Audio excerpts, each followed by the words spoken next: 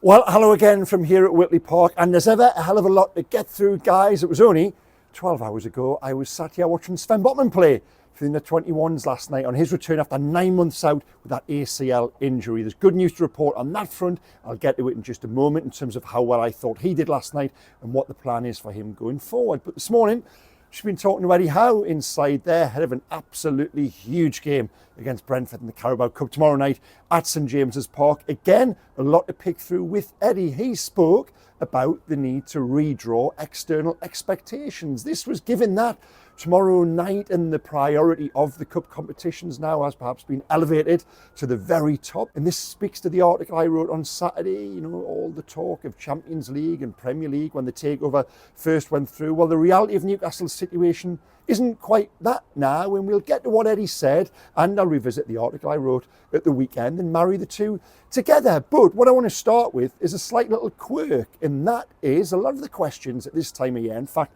pretty much all the questions that come into me, and you guys understandably want to know about January transfer business. What will Newcastle do? What can Newcastle do? Well, I'll tell you one thing, and I use the word quirk. If Newcastle win tomorrow night and they're in a Carabao Cup semi-final, then beyond that, there's the prospect of a Carabao Cup final. It'll make January business harder because, as we've already established now, Newcastle are going to have to sell to buy in January. Again, I'll insert here, a lot of the questions that come back are, how have they got to sell to buy in January when they had £60 million to spend on Mark Guy in the summer? Okay, I understand that logic, but even if Guy had come in the summer, or another player for £50-60 million, they still would have had to have sold now, or worst case scenario, in June, like last year, to avoid that PSR points deduction. So it's the same now. If they are going to spend money, someone is going to have to go out. Eddie Howe committed that on the record with us last week.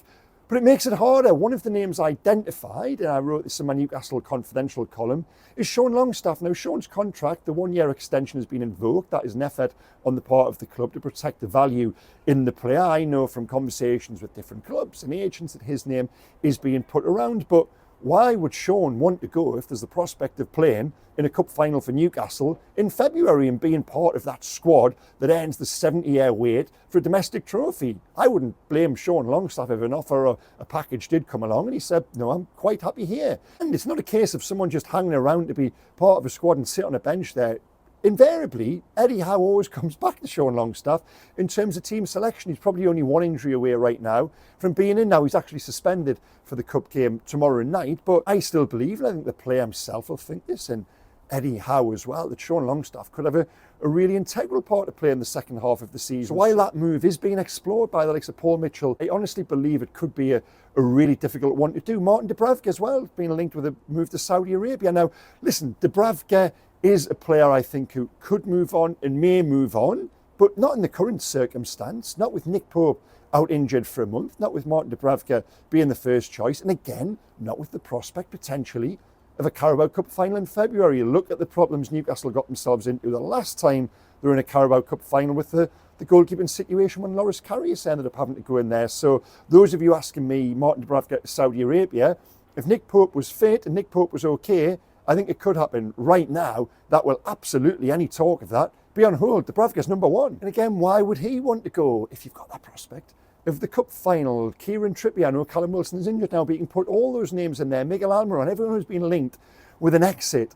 That thought and that motivation to be part of that team who makes history here. And then he's just said to us there, they encourage the players to stand up individually in front of the group and speak about their hopes, fears, motivations, childhood, future. And the one thing that unites them all is that desire to win a trophy. And it's something I've picked up on previously. I think I've mentioned it in videos, certainly in print, is that it was really telling when Anthony Gordon signed his contract, Bruno Guimaraes signed his contract. They spoke repeatedly about that motivation of winning a cup here. And why? Well, this is what we've explored with Eddie just inside now. If you rewind to the Saudi takeover, the night of it at Jesmond Dean House, and Amanda Staveley declaring that Newcastle wanted to win the Champions League or the Premier League within 5 to 10 years. Yasser Al-Rumayyan on the documentary, we want to be number one in the world. Amanda Staveley again after the Carabao Cup final defeat in 2023, and mitigating factors here. I think the microphone was just put under her nose and she said what she was probably emotionally feeling at the time, that, yeah, we're going to go and win the lot. Well, the reality of that isn't there. And this was what I explored in the article on Saturday. Now, I know one or two, the minority, have sort of bitten back against it. They probably didn't read it. Anyone who had read it agreed with it and was grateful of the information within there. And one thing that a couple of people have read it, come back to me and said they hadn't realised was that in terms of that speed of journey and the ambition and where the club is going, that the likes of Isaac, Gordon, Bruno, anyone who's in the current squad now, they've realised that the training ground and the new stadium, well, that isn't going to be for them. If they're 3, 4, 5 years minimum away from completion, well, everything they thought they were coming into, and when they signed, new training grounds, new stadiums were mentioned. The sound bites are there in terms of Champions League, Premier League.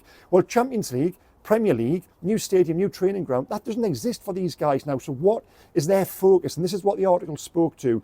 The dream isn't dead, it's just not as dreamy as everyone believed it to be. And Eddie has said inside that is because of PSR, because of APT, because it has dramatically slowed the speed of the project. That's just a reality, guys. The knock-on effect of that realisation, and this is what Eddie spoke to when he repeatedly said to us that he's come out of the summer with an unsettled dressing room.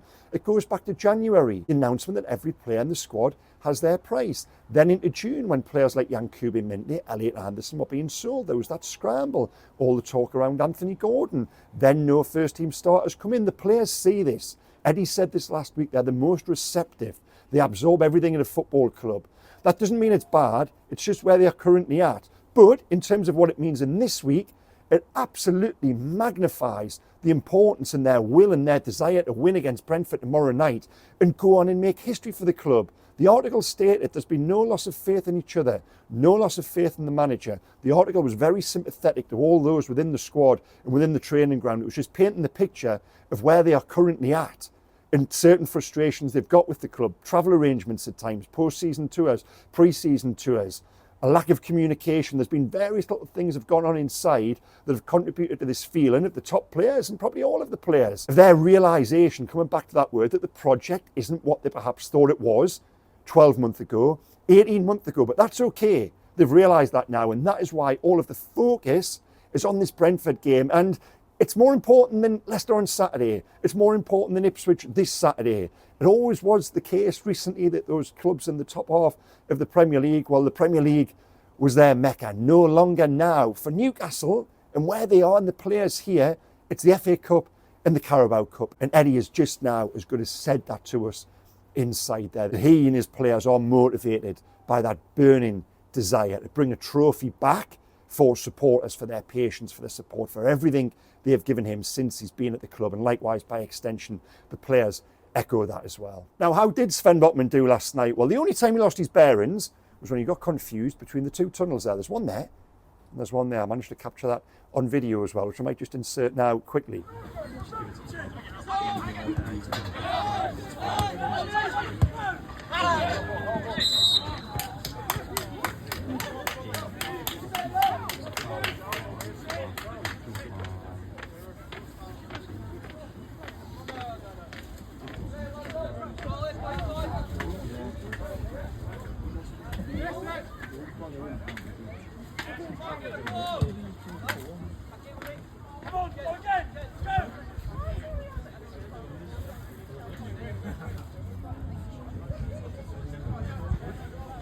But yeah, I thought he was very good. He's just got that coolness, that composure, that real presence. Now, it finished 3-2 here.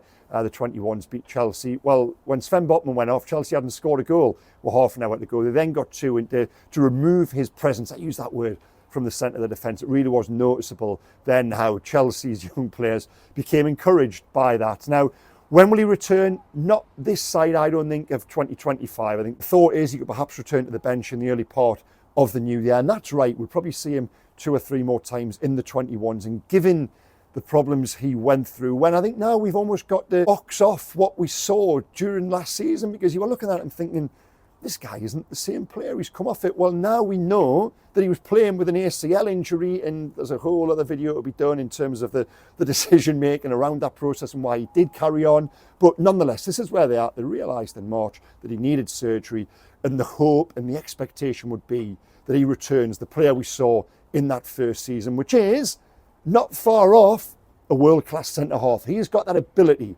probably the best we've seen here since Jonathan Woodgate, to go into that bracket. He was that good. Last season has muddied that thinking because he was poor. He was playing almost with a limp at times. Well, last night he didn't. It was his first game back. Yes, only an hour. Yes, only under 21 football. But I liked what I saw, and judging from what Eddie Howe said inside, so did he. One thing as well to note on that, the players who turned out here, there was Eddie and all of his coaching staff, James Bunce, Alexander Isak, Sean Longstaff, Lewis Hall, Anthony Gordon, Jamal Lascelles, to turn out and show that support for someone they clearly think a lot of, speaks as well to that unity they have still got. When you write these articles, some people come back and say you're trying to destabilise them, or they completely miss the point and believe that I'm trying to suggest there's some sort of issue internally amongst the group or the squad. No, read it. They didn't say that. And games like last night, when they do turn out on force to support a teammate, just reinforces that togetherness they've got, and that is what the manager and the players are hoping will take them through in terms of the Cup and the rest of this season, because the season is absolutely still salvageable. They still can make it a special season. Now, Louis Miley played as well last night, and again, a player I've got a hell of a lot of time for. Given Newcastle's issues at various times in the midfield this season, I'm going back last season, in the season before that even, a player like Miley does give them something different. We saw it last night, just that ability to stride and carry the ball 3 or 4 yards, and at the end of it, just have that little slip pass, a couple of lovely, cute through balls. He won't be going out on loan in January. I revealed that in the confidential column last week. Eddie Howe has just confirmed it inside. He can be a hugely important player during the second half of the season. I love his skill set. I think he brings something different. But on the subject, and it wouldn't be a YouTube video reflection about Newcastle United and me talking into a camera without mentioning the midfield, Sandro Tonali, he has to stay there tomorrow night against Brentford. I know we spoke about this on Saturday after the Leicester game, but the more I think about it, it just makes so much sense. And I know there's frustration among some of you why it's taken the best part of 14, 15 months to arrive here. But now we are. Let's just hope that Eddie Howe sticks with it, because this is a team, and these are players within it. I've spoken about this so much, who need the ball upfield quickly to play on the transition. Tonali does that. He does that better than anybody else. When Bruno is in the 6, he's good, he's fantastic. It's why Manchester City admire him so much. But he doesn't move the ball as quickly upfield. I'm demonstrating off camera here. He rolls his studs over it, and then he'll shuffle it, or he'll take a little bit longer.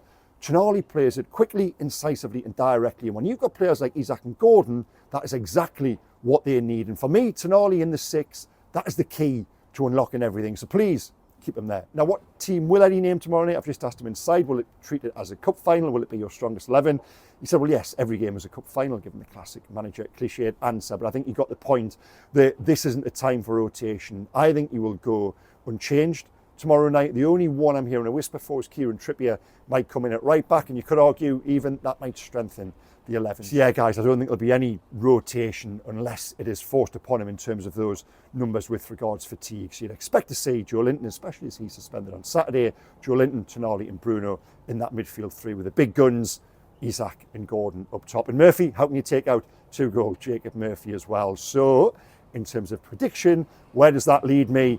How can it not be a home victory? A quarter-final. Brentford don't travel well away from home. Newcastle are very good at home.